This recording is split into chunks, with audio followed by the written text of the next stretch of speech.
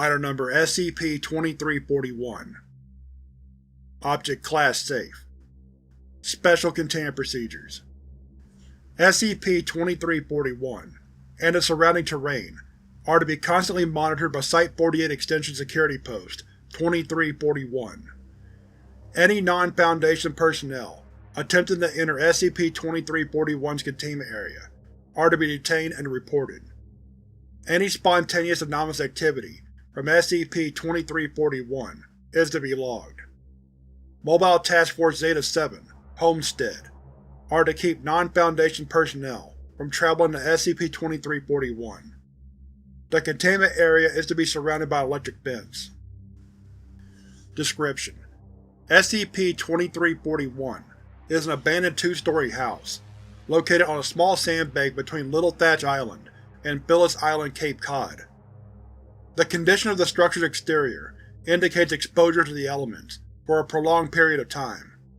The interior, when viewed through the windows, is heavily fire-damaged and shows no signs of recent habitation. SCP-2341's anomalous properties activate only when a human subject, older than 18 years of age, opens the front door. Only one subject at a time can enter, but cannot leave until the anomalous events have concluded. If a subject 18 and older brings a second subject within, the first subject will enter successfully, but the second subject will be teleported outside of SCP-2341, and the door will close. The door will also remain closed if the house is already occupied. When entering SCP-2341, the interior will reshape itself to look identical to the home that the subject had lived in for the first 18 years of life. Outside observation through the windows will be blocked by the curtains inside of SCP-2341. SCP-2341's interior change, during its anomalous effects, does not correspond with external geometry of the house. Subjects that have moved during this time period will enter the home they have lived in the most. The subject will then encounter a variable number of SCP-2341-1 instances. These instances will bear the exact appearance of all the subject's immediate family members, as well as former household pets.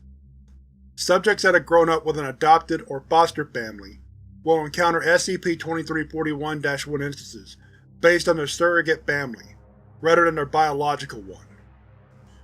SCP-2341-1 instances that resemble deceased family members are aware of the original counterpart's current condition, but will not treat their appearance as an irregular occurrence. Subjects will remain in SCP-2341 for approximately 8.5 hours, regardless of the time of entry. At the end of the visit within SCP-2341, all SCP-2341-1 instances and the subject will prepare for sleep. Once the subject has fallen asleep, they will be teleported to, and will wake up at the front door of SCP-2341. It has been noted that references to an entity by the name of Peter have been present in various SCP-2341-1 conversations. Currently, no known information has been discovered about this person. As of 2015, subjects have witnessed a humanoid entity, designated SCP-2341-2, during their stay inside of SCP-2341. Subjects perceive SCP-2341-2 as either an older child or young adult. Ages observed range between approximately 10 to 18 years of age.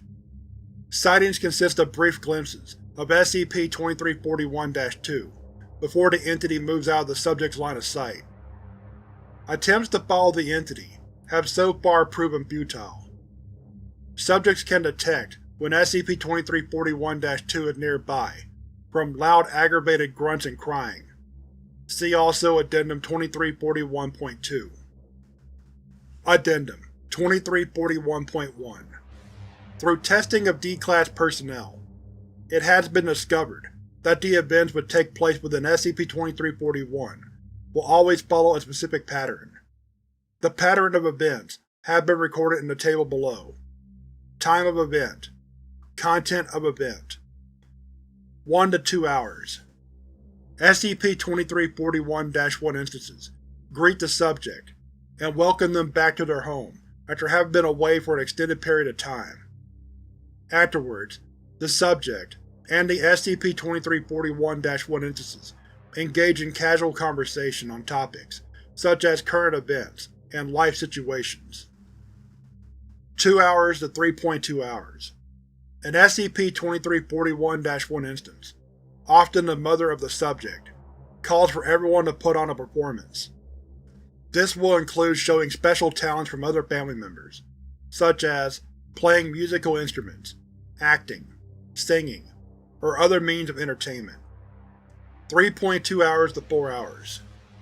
An SCP-2341-1 instance announces that dinner has been made. All instances and the subject will gather around the table. A prayer will be spoken before eating the served food. Prayers can change depending on what religion the subject follows, and are only present if the subject has religious affiliation.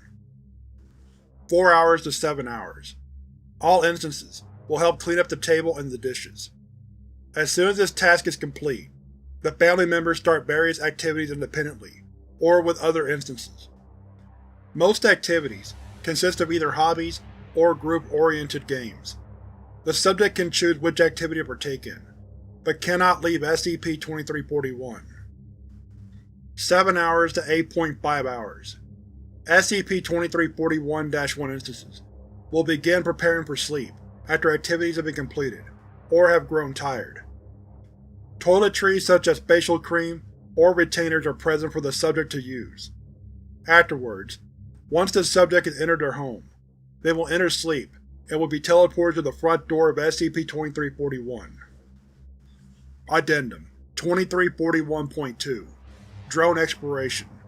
On 2015, researcher Andrew proposed sending a drone into the interior of SCP-2341 while the front door of SCP-2341 is open, in an attempt to see the original interior of SCP-2341. The proposal has been authorized. The drone is sent in, as Agent Saggio holds open the door. The camera feed shows the house to be burned, with some patches of corrosion on the walls and floors. Approximately 7 centimeters of water cover the floor. A sound, believed to be human weeping, can be heard originating from the living room. The drone moves towards the source of the noise, while avoiding the water, so as not to become damaged. The drone enters the living room. Analysis of the noise seems to indicate both an adult and adolescent male weeping in unison. Positioned in the middle of the living room is a gray humanoid in a fetal position, as well as 2 burnt cadavers.